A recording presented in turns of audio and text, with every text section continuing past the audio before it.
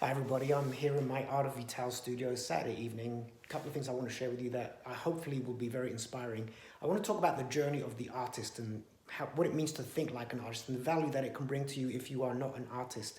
I've written 7 books, and when I'm not painting, I'm an inspirational speaker. I speak to Fortune 100 and Fortune 500 companies, and one of the topics I talk about is creativity or the innovation mindset. However, there's a fundamental difference between being an artist and being creative. But I want to share with you the value of thinking like an artist. And I have written a book on this very topic about thinking like an artist. It's not a new book. Well, it is a new book in the sense that it's an older book that I completely unpublished because I wanted to completely revamp it, add a lot more information and change the meaning of the book. And now this new version of the book, completely new book, is now titled Think Like an Artist. It's not available on paperback just yet. Go out and get it on Kindle. Go to my website, artofvital.com, click in the link in the bio.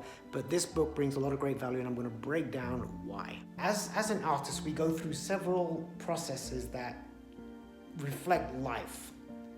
One of the things that we deal with is the trepidation of the fear when we are creating. We pour our heart and soul into a project, into a creation, and we put it out there for the world to evaluate, to judge, to condemn, to like, to love, or to simply be indifferent.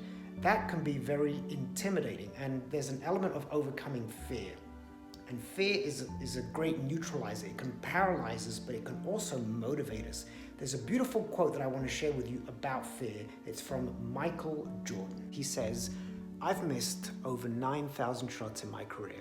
I've lost more than 300 games. 26 times I've been trusted to take the game-winning shot and missed. I've failed over and over and over again in my life, and that is why I succeed."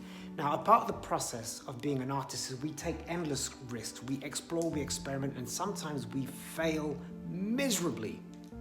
And I learned the value of failing, not from Michael Jordan, but in my time in Cirque du Soleil, which is an integral part of the book. There is a beautiful through line of the process of how Cirque du Soleil went from obscurity to this now globally recognized entity that delivers the most amazing customer experiences. But what is that process like?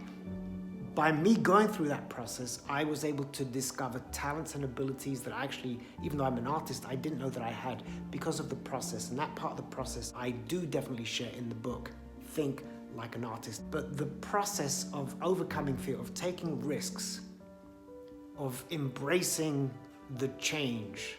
Another great quote about change. Robin Sharma, he says that change is hard at first, messy in the middle, and gorgeous at the end. When I paint, boy does it get messy. Not every artist is messy. I'm an abstract impressionist. I get paint all over the place. There's chaos.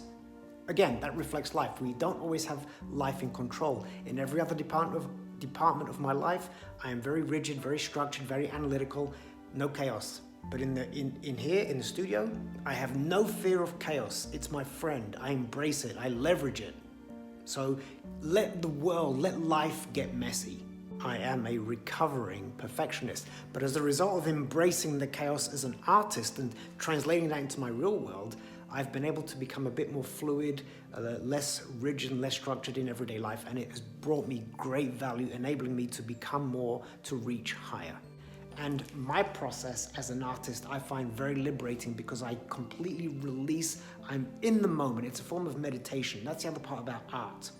Expression. It's a form of meditation. It's good therapy for the mind, body, soul, you name it. Even if you're not an artist per se, express yourself in ways. Do it in your house. It can be dancing. It can be go grab some crayons, but just release. Be in the moment. Take risks. Explore. Discover who you are. That's one of the beautiful things about the journey of an artist. And the last thing I want to share with you about the value of thinking like an artist is that it's a metaphor for life. Throughout the creative process, we are continually problem solving.